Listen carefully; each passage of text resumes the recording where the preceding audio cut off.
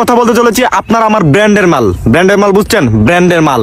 আরে ভাই ব্র্যান্ড কোয়েন না ভাই, আমি কোনো ব্র্যান্ড না। আমি এ ভাই ভাই ভাই আপনারা কেউ ব্র্যান্ড করেন না, ওনার শরম করে কিন্তু ওনারা কেউ ব্র্যান্ড বললেন না ভাই। তাহলে এটা কি? আমি নিজেই একটা ব্র্যান্ড।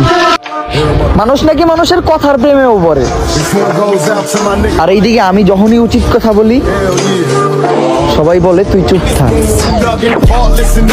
শোনো, আমাদের দেশটা হলো সোনার বাংলাদেশ, কিন্তু সোনা না পাইলেও প্রতিবন্ধী পাইবা। যে যুগে বউবাজার তো আছে, বউবাজার বউ না পাইলেও আলু পটল ঠিকই পাইবা। সেই যুগে দাঁড়ায় সোনার বাংলাদেশে সোনা খোঁজা একটা বিলাসিতা মাত্র। শোনো, আজকে কথা বলবো ওমর অন ফায়ার ওরফে আমাদের ওমর ভাইকে নিয়ে। তোমরা কিন্তু কম বেশি ওমর অন ফায়ার ওরফে আমাদের ওমর ভাইকে সবাই চিনো, কিন্তু অন্যদিকে এমদাদুল খোঁজ নিলে দেখা যাবে তোমার বাসার পাশের কুত্তাগুলো তারে চিনে না। আজকে 2 দিন ধরে দেখতেছি ইউটিউব, টিকটক, ফেসবুক সব জায়গাতে শুধু ওমর ভার্সেস এমদাদুল নিয়ে তুমুল তুলপাল চলতেছে। সো আজকে দিনে একটু কথা বলবো, সিট বেল্ট বাঁধো আর ভিডিওতে জাম্প করো।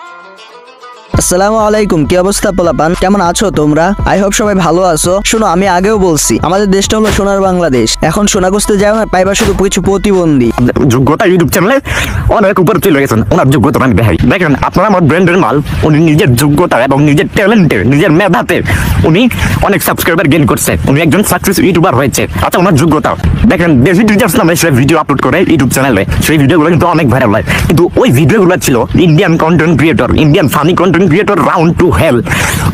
ওনার ভিডিও ছিল, ওনার ভিডিওগুলো কপি করছে। এখন আপনারা বলতে পারবেন যে কপি করতে ট্যালেন্ট লাগে, বুঝছেন? আমি মাইনে নিলাম he is a very talented person because সে ভালো কপি করতে পারে। তারপর রয়েছে দ্য কমেডি কিংডম চ্যানেলের সুরাজ রক্স, যে কিনা মে মাসের 4 তারিখ 2023 সালে একটা দেশি ক্রিকেট নামে ভিডিও আপলোড করে।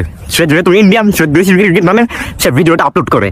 ওই ভিডিওটা আপনাদের ব্র্যান্ডের মাল সস্তা আইপিএল মানে এটা আপলোড করতে মে মাসের 28 তারিখ। শোন ভাই, তোর কথায় যুক্তি আছে, এটা আমিও মানলাম। ওমর কপি করে ভিডিও বানায়, তাও বুঝলাম। এখন শোন, তোর একটু ভালো করে বাংলাতে বুঝাই। ওই ইন্ডিয়ান ভিডিওটা হলো হিন্দিতে। এখন অনেক মানুষ আছে যারা হিন্দি কম বুঝে বা হিন্দি কম পারে, তারা কিন্তু ওমরের বাংলা ভিডিওটাই দেখবো, কারণ তারা হিন্দি কম পারে বা কম বুঝে। আর তুই যে কপি বললো, ওইটার কপি বলে না রে বোকাচোদা, ওইটা হলো আইডিয়া নেওয়া বলে। ওই ভিডিওটা দেখে ওমর জাস্ট একটা আইডিয়া নিচ্ছে, তারপরে সে বাংলাতে ভিডিওটা বানাইছে। সো এটাকে কপি বলে না বোকাচোদা। দেখ, তুই যে 2টা ভিডিওর কথা বলছিস, ওই 2টা ভিডিও আমিও দেখছি, কোনো মিলই নেই। শোন ভাই, আমি জানি তোর মাথায় কোনো বুদ্ধি নেই, কারণ তুই তো একজন টিকটকার, তোর মাথায় আছে শুধু গোবর। তাও চেষ্টা করে দেখি তোকে বোঝাতে পারি কিনা। আচ্ছা, বুঝলাম ওমর কপি করে, তুইও যদি পারো তাহলে কপি করে ওরকম ভিডিও বানায় দেখা, কিন্তু তোর দ্বারা তো এটা সম্ভব না। তোর দ্বারা শুধু টিকটকে বাপ্পারা যে কাহিনী করা সম্ভব। শোন, ওমরের ওইরকম দম আছে বলে ওমর আজকে একজন সফল ইউটিউবার। এখন তোর যদি ট্যালেন্ট থাকে তাহলে তুইও কর ভাই। আসলে আমাদের বাংলাদেশ কেমন জানো? তুমি যদি ভালো কিছু করো তাহলে তোমাকে সাপোর্ট না বাস দেওয়া হবে, কারণ তোমাকে কখনো উপরে যেতে দেওয়া হবে না ভাই। তোমার পার্টি নিয়ে তোমাকে নিচে নামানো হবে, হোয়াটএভার। এবারে ওমরের লাইকি ভিডিও নিয়ে। ইমদাদুল বলছে ওমর আগে লাইকি ভিডিও করতো। হ্যাঁ করতো, কিন্তু তোর মতো বাপ্পারা যে কাহিনী করতো না ভাই। ওরা আগেও ফানি ভিডিও করতো। সো আমি এসব নিয়ে কথা বলতে চাই না। আমি বলতে চাই এসব কন্ট্রোভার্সি বাদ দিয়ে ভাই, সবকিছু বাদ দিয়ে এখন নিজেও কিছু কর। এখন যদি আমার মতামত জানতে চাও তাহলে আমি একটা কথাই বলবো, এখানে ইমদাদুল সব কথাগুলো যুক্তিভিত্তিক কথাই বলছে। তারপর সে অনেক কারণও দেখাইছে, ওর কারণগুলো মোটামুটি ঠিকই আছে। ওমর আগে হয়তো এসব করছে, এখন করে না। এখন কিছু বোকাচোদা না বুঝে চিল্লাবে। সো ভাই বলতেছি কি, তোদের জন্য কমেন্ট বক্স ফাঁকা আছে। সো আজকের মতো ভিডিওটা খাতাম। ভিডিওটা এই পর্যন্তই ছিল, জাস্ট কিছু কথা বলা ছিল, এই জন্য তোমাদের সাথে শেয়ার করলাম। সো